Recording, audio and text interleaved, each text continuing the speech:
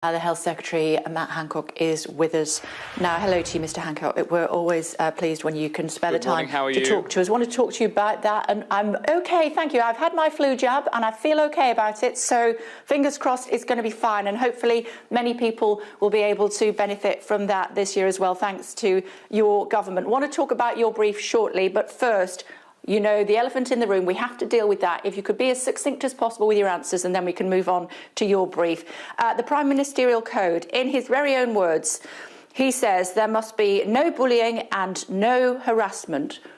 Why is Priti Patel still in a job this morning? Well, there is a report that hasn't been published, so none of us have seen it. But all I can tell you is that in my extensive dealings with Priti Patel, she's been nothing but courteous and kind. She's worked hard, is working hard to deliver on the commitments on which we were elected, to have 20,000 more police. That was our commitment. She's already delivered more than 5,000 extra police, okay. And that's what she's been getting on with. Let's stay on point, should we, if we may. She may be polite to you because you are a peer, if not a senior to her. It's those below her that she appears to be bullying. One of them came out, the senior civil servant, Sir Philip Rutnam, saying this is what she's up to. Another one had worked all night. She, according to the report, was so unpleasant to her that this younger person collapsed. Well, you say according to the report, but nobody's seen the report, and it hasn't been published. So obviously I can't comment on that. What I can tell you is what I know about Priti, and I know that she's incredibly courteous. Have you bullied anyone?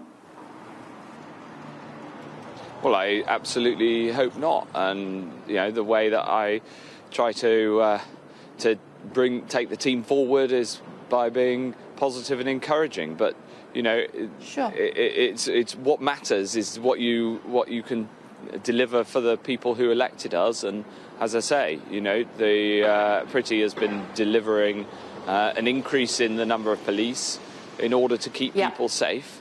Let's stay on point, Health Secretary. Well, I was Let's stay on point, if we may. How would you know? Yeah, we know. You've told us about the 20... We know what her job is about. I'm talking about her bullying people and whether or not she has done that. I asked you whether you had bullied anyone. You said you certainly hoped not. My point is perhaps it was unintentional, because that's what we're hearing from the Home Office and from Number 10 today. If she bullied anybody, perhaps it was unintentional. Even if it was unintentional, bullying is still bullying, isn't it? Well, I haven't seen this report, unfortunately, which means I can't go into any more detail, because I haven't seen the report. But I do know what my experience of working closely with the Home Secretary is, and the experience that I've always had working with her has been that she's nothing but courteous in getting the job done, and that's what I can report to you. OK, well, none of us have seen the report in full, because the Prime Minister is refusing to publish the full Cabinet Office investigation at this stage. Maybe that will change. Let me try once more. If in the fullness of time we discover that the report says that she did bully somebody, or several people, albeit unintentional, what should happen? Well, that's a matter for the Prime Minister and not for me. I'm dealing with a global pandemic, and I'll leave that one to the Prime Minister. I think that the Prime Minister will make a decision based on all of the available evidence. OK. OK, well, I'm sure my viewers will come to their own conclusions this morning as to whether or not you want to condemn somebody who potentially bullied someone to the extent where they collapsed after working overnight. Let's talk about the public sector pay freeze. Why is there a public sector pay freeze, not including, thankfully, NHS workers, when people have worked so hard, like the armed services, like the fire service, like other frontline workers during this pandemic? Well, again, there's speculation that I've seen in the newspapers, but there's no announcements made on this subject, and it's very much a matter for the Chancellor of the Exchequer, given what he needs to do on the economic front.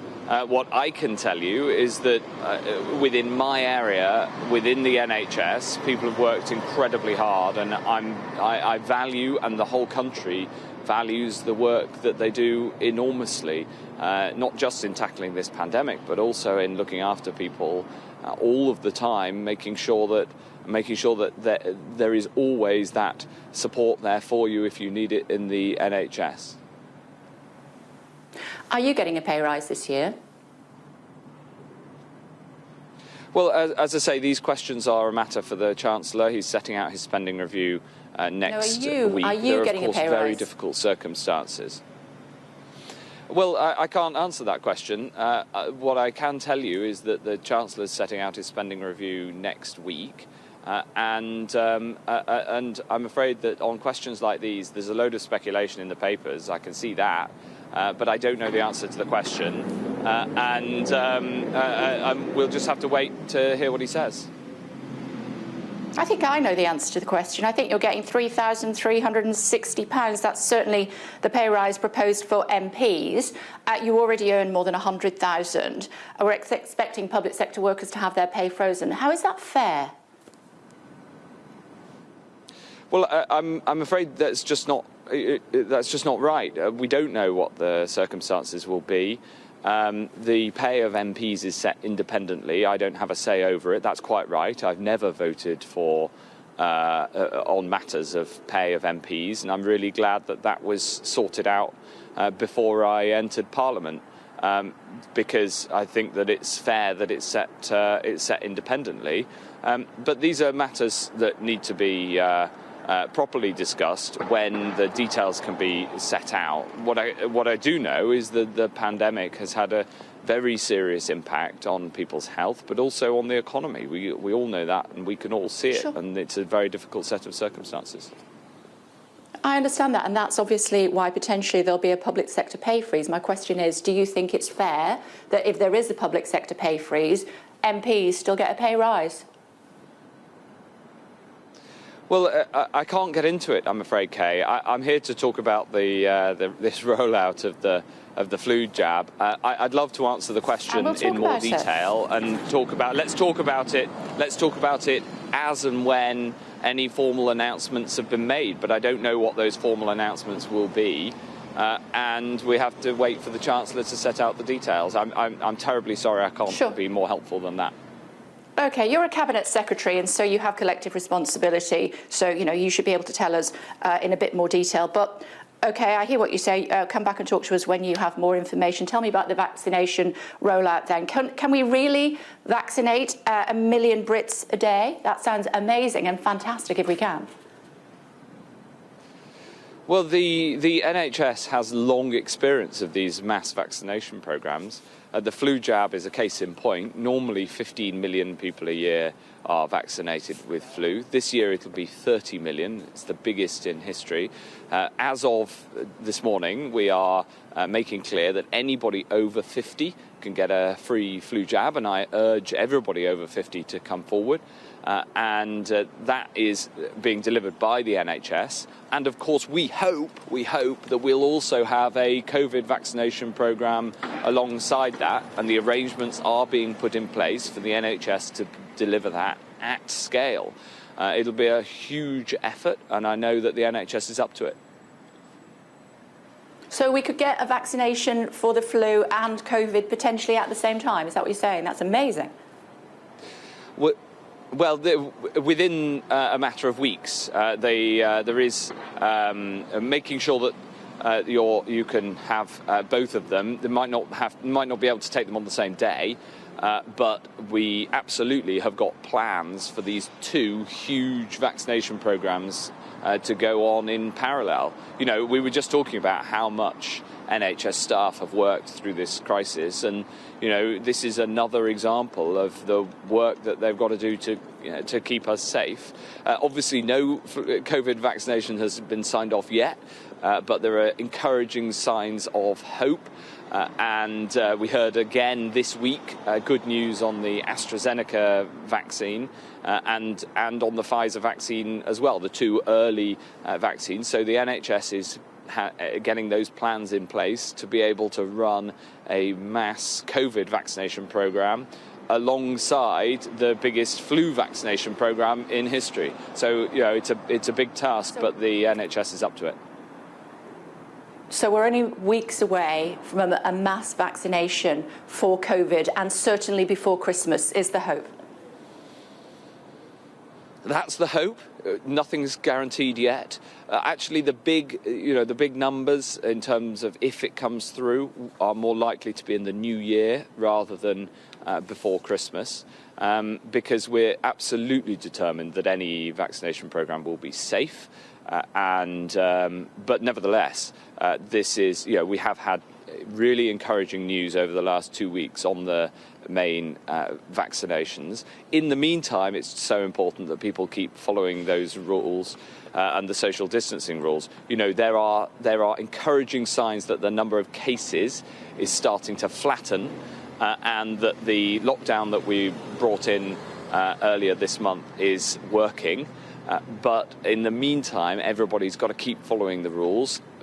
However, we've all been looking for the way out, the exit strategy, the way out of this, the difficult circumstances that this pandemic has necessitated. And with the increasingly encouraging news on the vaccine, we can start to see that, but we're not there yet. OK, in the meantime, UK-wide Christmas rules for all 4 nations. What's that going to look like? Well, again, on this, we don't know yet. You know, I know how important Christmas is. It's important to my family. It's important to people right across the country. We want to have a set of rules, if at all possible, that's UK-wide, not least because so many people travel between different parts of the UK. And so we're working with the devolved authorities to try to get an agreed set of rules for Christmas. It of course, won't be like a normal Christmas. There will have to be rules in place, but we hope that they'll allow for a bit more of that normal Christmas that people really look forward to. Give me an idea what that might look like. What are you planning for Christmas at the moment? Well, at the moment, I'm planning a small family Christmas, and my current plans are, of course, within the existing rules because we haven't made any further decisions yet, and I'm sure everybody's looking forward to with hope that we can see our loved ones, and we want to have a set of rules that allow for something a bit more like normal, allow people to see some of their loved ones, but still keep the virus under control, because we're having to take these extraordinary measures to keep the virus under control, but at the same time, I think everybody recognises that Christmas really is a very special day. Yeah, and a quick thought before I let you go on suggestions that Dolly Parton and the fact that she's invested $1 million in vaccination research means that it's been available much quicker than normal. I had Alok Sharma on the show a couple of days ago, and he's promised to do a Kenny Rogers duet with me with Islands in the Stream. If we do get it before Christmas, this vaccine, it's got to be worth it just for that, hasn't it, Health Secretary? There's many, many reasons I want a COVID vaccine before Christmas, and to watch you and Alok Sharma sing Dolly Parton is just one more. There we go. But in all seriousness, just before I let you go, I just want to press you once more on Priti Patel. You said that, she's only ever been courteous to you. Of course, bullies never pick on people their own size. If it's proven that she is a bully, what should happen? Thank you for asking again. That's a matter for the Prime Minister. OK, it's good to talk to you as always. Thank you, Health Secretary.